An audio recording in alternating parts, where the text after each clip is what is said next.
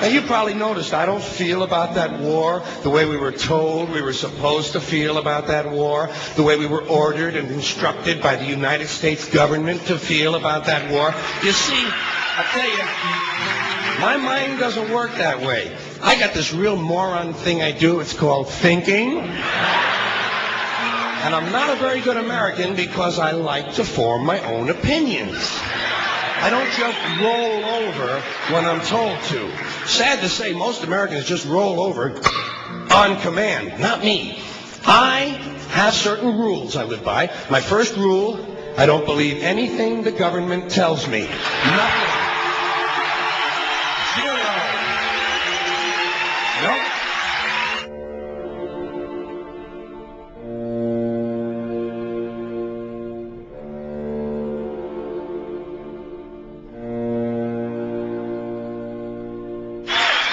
And I don't take very seriously the media or the press in this country, who in the case of the Persian Gulf War were nothing more than unpaid employees of the Department of Defense, and who most of the time function as kind of an unofficial public relations agency for the United States government. So I don't listen to them. I don't really believe in my country. And I got to tell you, folks, I don't get all choked up about yellow ribbons and American flags. Now, to balance the scale, I'd like to talk about some things that bring us together. Things that point out our similarities instead of our differences. Because that's all you ever hear about in this country is our differences. That's all the media and the politicians are ever talking about, the things that separate us, things that make us different from one another. That's the way the ruling class operates in any society. They try to divide the rest of the people. They keep the lower and the middle classes fighting with each other so that they, the rich, can run off with all the fucking money. Fairly simple thing, happens to work. You know, anything different, that's what they're going to talk about. Race, religion, ethnic and national background, jobs, income, education, social status, sexuality, anything you can do, keep us fighting with each other so that they can keep going to the bank. You know how I describe the economic and social classes in this country? The upper class keeps all of the money, pays none of the taxes. The middle class pays all of the taxes, does all of the work. The poor are there just to scare the shit out of the middle class. Keep them showing up at those jobs.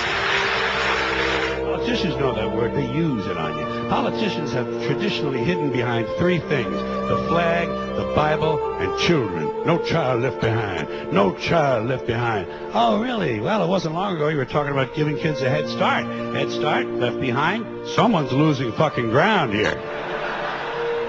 But there's a reason. There's a reason. There's a reason for this. There's a reason education sucks, and it's the same reason that it will never, ever, ever be fixed. It's never going to get any better. Don't look for it. Be happy with what you got. Because the owners of this country don't want that. I'm talking about the real owners now. The big, the wealthy, the real owners, the big wealthy business interests that control things and make all the important decisions. Forget the politicians. They're irrelevant. The politicians are put there to give you the idea that you have freedom of choice. You don't. You have no choice. You have owners. They own you. They own everything. They own all the important land. They own and control the corporations. They've long since bought and paid for the Senate, the Congress, the state houses, the city halls. They got the judges in their back pockets, and they own all the big all the big media companies. So they control just about all of the news and information you get to hear. They got you by the balls. They spend billions of dollars every year lobbying to get what they want. Well, we know what they want. They want more for themselves and less for everybody else. But I'll tell you what they don't want. They don't want a population of citizens capable of critical thinking. They don't want well-informed, well-educated people capable of critical thinking. They're not interested in that. That doesn't help them. That's against their interest. That's right. You know something?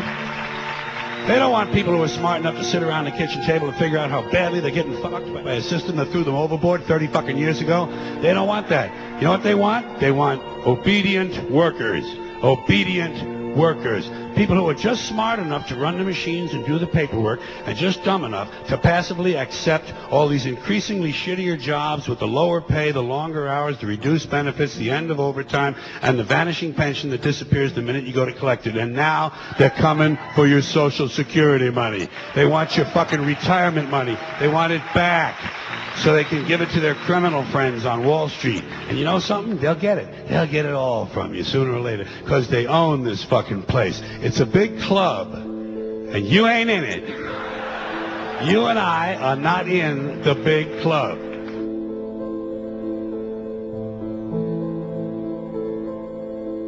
The greatest form of control is where you think you're free when you're being fundamentally manipulated and dictated to. One form of dictatorship is being in a prison cell and you can see the bars and touch them. The other one is sitting in a prison cell but you can't see the bar, you think you're free. What the human race is suffering from is mass hypnosis. We are being hypnotized by people like this. Newsreaders, politicians, teachers, lecturers. We are in a country and in a world that is being run by unbelievably sick people. The chasm between what we're told is going on and what is really going on is absolutely enormous. The greatest hypnotist on planet Earth is a oblong box in the corner of the room. It is constantly telling us what to believe is real. Historically, the control and manipulation of political opinion has been the Freemasons' main weapon in gaining control of countries and states. Once in control of the rulers and politicians of a country, laws and political structures could be changed in accordance with their agenda. However, since restricting the body does not necessarily mean restricting the mind, the Freemason recognizes that their plan for a global government hinges completely on subduing the masses to their agenda, and thus eliminating opposition to their cause. And the greatest threat to their plan, posing more danger than any army or law, is the threat of a free-thinking mind. In order to eliminate this threat and to achieve their objective, the Masons have set about the boldest plan ever devised: the complete control of every aspect of human life, your life.